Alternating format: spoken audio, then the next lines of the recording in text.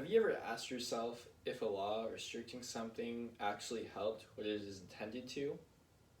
This is something that should be addressed in the legal age to buy and consume alcohol in the US, which is 21 years old. Having a 3-year gap between legal drinking and adulthood currently helps unsafe, unsupervised binge drinking happen as a result of not being allowed to do it at all. Our American culture that does not teach alcohol education while frowning upon young adults drinking is playing a huge role in this, as well as making it a much bigger deal than it needs to be. Along with this is a system of laws put in place to prosecute underage drinkers who break these laws, even though they are not enforced more often than they are.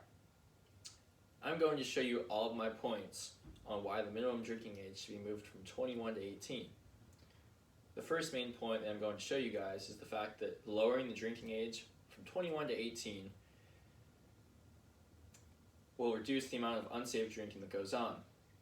As of right now, having the legal age of drinking at age 21 prohibits 18, 20-year-olds from drinking in bars, restaurants, and other licensed and supervised locations. This usually makes the end of high school to college bracket drink at unsupervised locations such as house parties and fraternity events. According to the National Center of Addiction and Substance Abuse, 17.5% of all alcohol sales are accounted for by underage drinkers.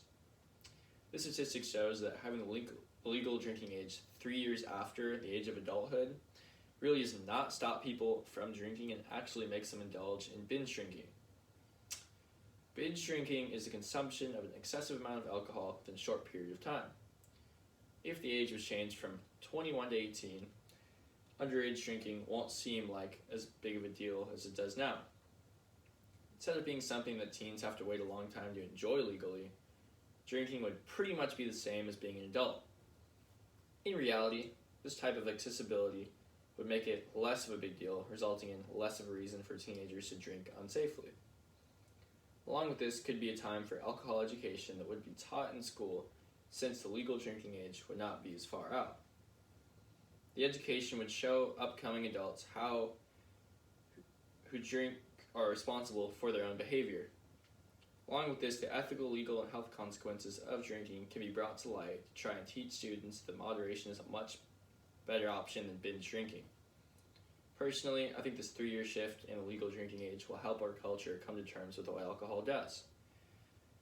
Also, from my own experience of going to other countries such as Mexico and Chile and South America, families seem to let their kids drink at family functions and certain social events.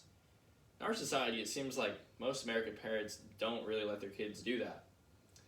I think having it this way will teach young adults how to drink responsibly and instead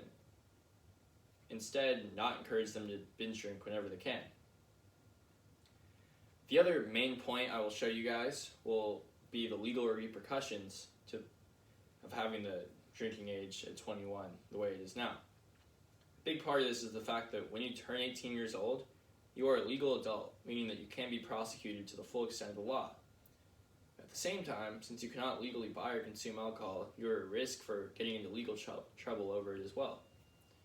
Using a report by the FBI, sociologist Mike Males estimated around 150,000 people between the ages of 18 and 21 were arrested for liquor law violations in the year 2015. Although moving the legal age lower would not solve the issue of people drinking underage, it would help not affect young adults as much, since these laws would be affecting minors rather than full-on adults. Another issue with this is how many officers of the law do not actually prioritize enforcing underage drinking laws. A survey by Procon.com shows that around 2 of every 1,000 occasions of underage drinking results in an arrest. Basically what I'm trying to say is if a total of 0.2% of underage drinking is held accountable for, then why is this even a law? Being a teenager myself, I've known many who've almost gotten into trouble for drinking, but most of the time it's usually ended up in police just making people pour out their liquor or beer, whatever they have on them. This has been the case until one of my good friends got in trouble for drinking a beer at the beach. Again, this is pretty much an example of what's the actual point of having this be a law if it's only going to be put into place like a certain amount of times.